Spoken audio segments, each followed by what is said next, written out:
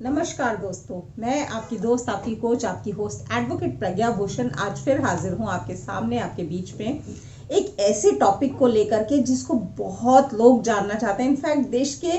काफ़ी सारे लोग जो प्रॉपर्टीज़ में डील करते हैं, जो किसी न किसी तरह से कोई संपत्ति के मालिक हैं, किसी ज़मीन के मालिक हैं,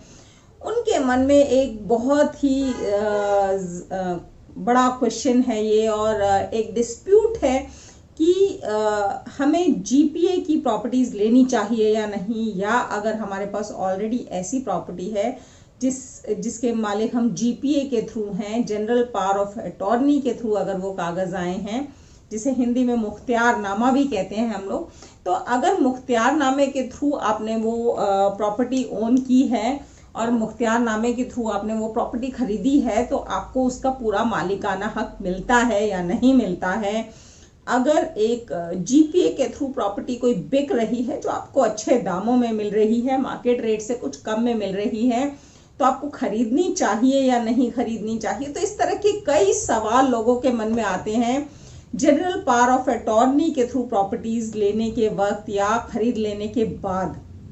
तो आज मैं कुछ ऐसे ही सवालों का हल बताऊंगी, आपके मन में जो दुविधा है उसे सॉल्व करूंगी जीपीए प्रॉपर्टीज को लेकर के। अगर आप मेरे चैनल पे फर्स्ट टाइम आए हैं तो सबसे पहले तो इसे सब्सक्राइब कर लीजिए, ताकि इस तरह की यूजफुल इंफॉर्मेशन आपको रेगुलर मिलती रहें।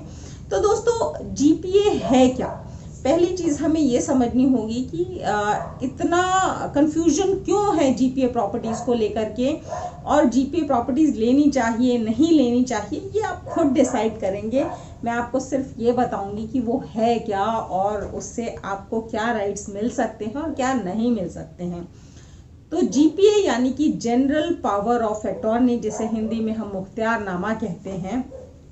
वो बेसिकली एक ऐसा डॉक्यूमेंट है जो आपको उस प्रॉपर्टी को मेंटेन करने से रिलेटेड उस प्रॉपर्टी के लिए हर तरह के राइट्स देता है। जनरल मीन्स कि सब कुछ, यानी कि आप प्रॉपर्टी को बेच सकते हैं, प्रॉपर्टी को मॉर्गेज कर सकते हैं, प्रॉपर्टी को गिफ्ट कर सकते हैं। उस प्रॉपर्टी के लिए अगर आपको अथॉरिटीज़ में प्रॉपर्टी टैक्स के लिए अप्लाई करना है, सैंक्शन प्लान्स के लिए अप्लाई करना है, अगर उस प्रॉपर्टी से रिलेटेड आपको कोई केस या लिटिगेशन फाइल करना है और उसको लड़ना है, तो इस तरह की हर तरह की ऑलमोस्ट पावर्स मिलती हैं जनरल पावर ऑफ अटॉर्नी में। लेकिन जनरल पावर ऑफ अटॉर्नी जो है अपने आप में एक पूरा सेल डॉक्यूमेंट या टाइटल डॉक्यूमेंट कभी भी नहीं कहा जा सकता है, क्योंकि पहली चीज़ जो सबसे ज़रूरी है कि जीपीए जो है किसी भी टाइम रिवोक की जा सकती है, कैंसिल की जा सकती है, और जिसने आपके फेवर में जीपीए की है उसके पास हमेशा ये राइट रहता है कि वो उसे कैंसिल कर देता है। बहुत सारे लोगों के मेरे पास सवाल आते हैं कि मैम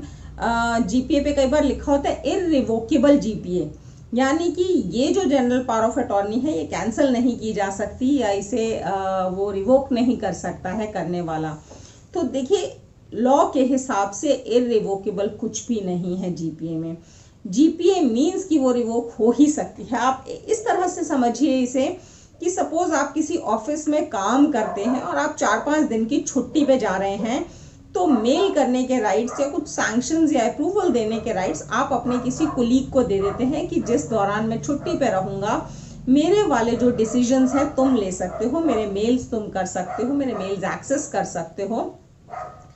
तो जैसे ही आप जब छुट्टी से वापस आते हैं तो आपके सारे राइट्स आपको मिल जाते हैं। कुछ दिनों के लिए वो राइट्स देने का मतलब ये नहीं होता कि आपने अपनी पूरी पोजीशन ऑफिस की या पूरी डेजिग्नेशन अपनी उस व्यक्ति को दे दी, अपने उस कुलीग को दे दी। तो ठीक वैसे ही जीपीए है कि आपको उस प्रॉपर्टी को मेंटेन करने के राइट्स दिए जाते हैं, जिसे कभी भी वापस लिया जा सकता है। सेकेंडली, अगर हम एक बिल्कुल क्रूड और लेमेन्स लैंग्वेज में समझना चाहें, तो अगर हम में से ज़्यादातर लोगों ने बचपन में स्पाइडरमैन ज़रूर देखा होगा। तो स्पाइडरमैन में क्या होता था कि वो जो मकड़ी जैसा इंसान था, वो अपने हाथ ऐसे करता था और उसके हाथों से वेब्स निकलते थे, धागे निकलते थे, जो कहीं पे भी जाके चिपक जाते थे और वो चढ़ के वहाँ पे पहुँच जाता था। लेकिन जब वो स्पाइडरमैन बेहोश हो जाता था, जब वो स्पाइडरमैन कई बार मर जाता था उस पर्टिकुलर सीरियल में, तो उसके हाथों की ये पावर खत्म हो जाती थी। तो ये जो जीपीए है ना, ये ऐसी ही पावर है कि जब तक आप हैं तब तक ये पावर रहेगी। जब करने वाला मर गया या उसको कुछ हो गया तो उसकी ये पावर भी खत्म हो जाती है। तो इसमें जो जीपीए में दूसरा नुकसान है वो यही है कि जब तक जिसने एग्जीक्यूट की है जीपीए वो जिंदा है तब तक तो आपकी जीपीए भी वैलिड रहेगी, लेकिन जैसे ही वो मर जाता है जिसने आपके फेवर में जीपीए की है तो आपकी जीपीए इनफ्रक्चुअस हो जाएगी, इनवैलिड हो जाएगी, किसी काम की नहीं रहेगी। क्योंकि पावर तो तभी तक है ना जब तक इंसान जिंदा है, जैसे ही मर गया तो उसकी पावर भी खत्म। तो जीपीए इसलिए खतरनाक डॉक्यूमेंट है। ऑल्दो हमारे देश में पहले बहुत सारी जो सेल ट्रांजैक्शंस हैं वो GPA, ATS, will, receipt, in documents के थ्रू हुआ करती थी कि अगर किसी ने एग्रीमेंट टू सेल कर दिया, यानी कि उसने एग्री कर लिया कि वो आपको प्रॉपर्टी बेचना चाहता है, उसमें सेल डीड की सारी टर्म्स एंड कंडीशंस आ गई और फिर उसने आपको पावर भी दे दी उसे आगे बेचने की और उसको मेंटेन करने की। फिर आपने एक रिसीट भी साइन कर ली कि चलो आपने उसको उस प्रॉपर्टी के एवज में पैसा भी दे दिया है, और एक विल भी करवा लेते थे कि अगर ये व्यक्ति जिसने मुझे प्रॉपर्टी दी है ये मर गया तो जीपीए तो इनफ्रक्चुअस हो जाएगी, तो विल के थ्रू मेरे पास प्रॉपर्टी आ जाएगी। तो इसलिए जीपीए के साथ साथ ये 3-4 डॉक्यूमेंट्स और करवाए जाते थे और इस तरह से सेल हुआ करती थी। बट 11 अक्टूबर 2011 को ऑनरेबल सुप्रीम कोर्ट का सबसे बड़ा जजमेंट आया जीपीए सेल ट्रांजैक्शंस को लेकर के, जो कि था Suraj lamp and industries versus state of Haryana. और इस जजमेंट ने, ऑनरेबल सुप्रीम कोर्ट के इस जजमेंट ने पूरी जीपीए ट्रांजैक्शंस की नींव हिला करके रख दी, क्योंकि जीपीए ट्रांजैक्शंस उसके बाद जो है अलग मोड़ ले चुकी थी इस देश में। इसमें ऑनरेबल सुप्रीम कोर्ट ने ऑब्जर्वेशंस की कि जनरली इस तरह की ट्रांजैक्शंस जो की जाती हैं वो या तो स्टैम्प ड्यूटी बचाने के लिए की जाती हैं, या रजिस्ट्रेशन फीस बचाने के लिए की जाती हैं, या फिर अपने टैक्सेस बचाने के लिए कि अगर आप एग्रीमेंट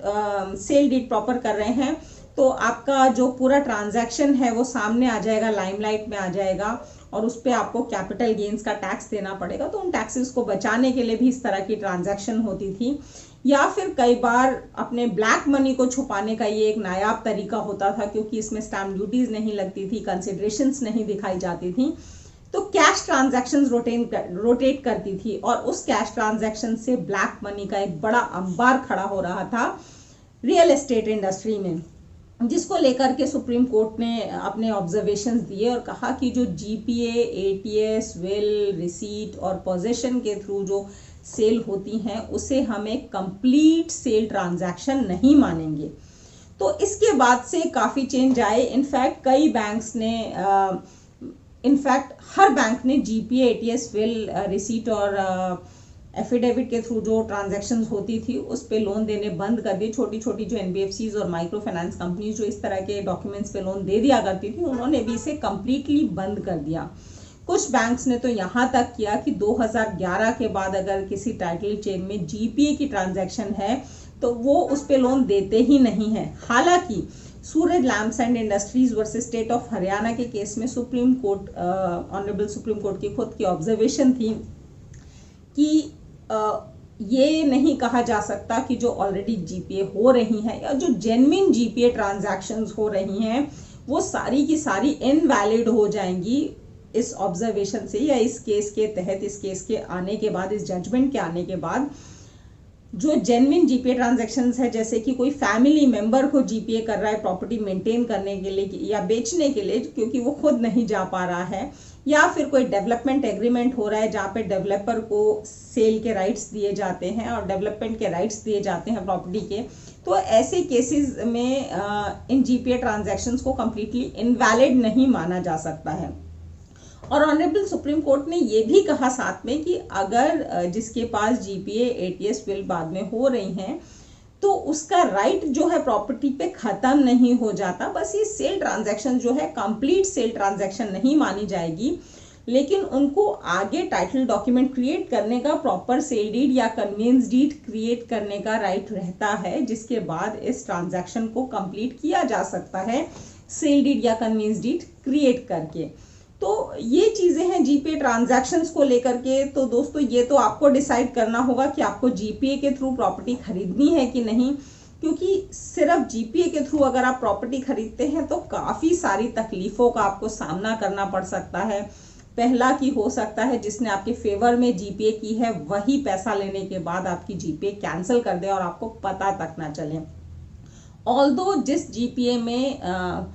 पैसे की बात की गई हो या जिसमें सेल कंसिडरेशन अमाउंट मेंशन किया गया हो, ऐसी जीपीए में ज़्यादातर केसेस में कैंसिल करने से पहले जो सब रजिस्ट्रार ऑफिसेज हैं वो एक नोटिस ज़रूर देते हैं खरीदने वाले को, बट फिर भी इसे कैंसिल करना इतना मुश्किल नहीं है, इसलिए आपको सतर्क रहना होगा जीपीए के थ्रू प्रॉपर्टी लेते हुए। दूसरी बात, अगर आप जीपीए के थ्रू प्रॉपर्टी ले रहे हैं तो चांसेस बहुत हाई हैं कि उसके बाद अगर आपने सेल डीड करवा भी ली तो काफ़ी सारे ऐसे बैंक्स होंगे जो इन प्रॉपर्टीज़ पे आपको लोन नहीं देंगे, जिस वजह से अगर आप आगे प्रॉपर्टी खरीदना चाहते हैं और वो व्यक्ति जो खरीदार है, जो परचेजर है, वो भी अगर लोन के लिए जाता है और उसका लोन जीपीए बीच में जीपीए ट्रांजैक्शन की वजह से रुक जाता है, तो आपकी मार्केट की सेल वैल्यू भी प्रॉपर्टी की गिर जाएगी। तो दोस्तों आपको ये ध्यान रखना है कि जो जीपीए में जीपीए की ट्रांजैक्शन है उसकी वजह से आपकी प्रॉपर्टी वैल्यू गिर सकती है, डाउन जा सकती है, बैंक लोन लेने में तकलीफ हो सकती है, जो कैंसलेशन है वो भी आपका एक बहुत बड़ा रिस्क है जीपीए ट्रांजैक्शन में। इस तरह की ट्रांजैक्शन करने में जो टैक्स एजेंसीज हैं, इनकम टैक्स हैं और जो बाकी गवर्नमेंट एजेंसीज हैं उनकी भी नज़र आप पे पड़ सकती है कि कहीं आप बेनामी ट्रांजैक्शन करने की कोशिश तो नहीं कर रहे हैं, कहीं कोई काला पैसा छुपाने की तो कोशिश नहीं कर रहे हैं। तो आपको इस पॉइंट पे भी सतर्क रहना होगा जनरल पावर ऑफ अटॉर्नी के थ्रू प्रॉपर्टी खरीदते हुए। तो जिन लोगों ने ऑलरेडी खरीद ली है, मेरी सलाह उनके लिए यही है कि वो सबसे पहले तो अपनी उस जीपीए के थ्रू सेल डीड एग्जीक्यूट करा ले ताकि आपकी सेल ट्रांजैक्शन कंप्लीट हो जाए, इससे पहले कि आपकी वो जीपीए एग्जीक्यूट करने वाला जो एग्जीक्यूटेंट था वो कहीं कैंसिल ना करा दे। और जिन लोगों ने अभी नहीं खरीदी है उन लोगों के लिए मेरी सलाह यही है कि कोशिश कीजिए कि आप जब भी प्रॉपर्टी खरीदें वैलिड सेल डॉक्यूमेंट के थ्रू, यानी कि सेल डीड, गिफ्ट डीड या फिर कन्वेंस डीड के थ्रू ही खरीदें। अगर वो लीज होल्ड प्रॉपर्टी है किसी अथॉरिटी की तो आप ट्रांसफर परमिशन ज़रूर लें उस अथॉरिटी से, और जीपीए ट्रांजैक्शन कम से कम करें तो ही आप फ़ायदे में रहेंगे, क्योंकि जीपीए के थ्रू प्रॉपर्टी खरीदना आपके लिए खतरे से खाली नहीं है। जीपीए प्रॉपर्टी के से रिलेटेड अगर आपकी कोई और सवाल हो, कोई और क्वेरीज हो तो नीचे दिए गए कमेंट बॉक्स में ज़रूर पूछेगा। मैं पूरी कोशिश करूंगी कि आपके हर सवाल का जवाब दे सकूं। आज का वीडियो इतना ही है, मिलते हैं मेरे नेक्स्ट वीडियो में, तब तक के लिए थैंक यू, धन्यवाद, नमस्कार, शब्बा खैर।